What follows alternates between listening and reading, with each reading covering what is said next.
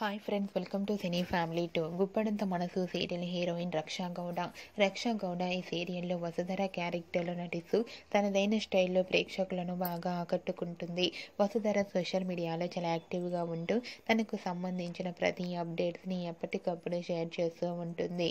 Vasudhara update బయటకు రాగానే మంచి మంచి కామెంట్స్ పెడుతుంటారు అభిమానులు.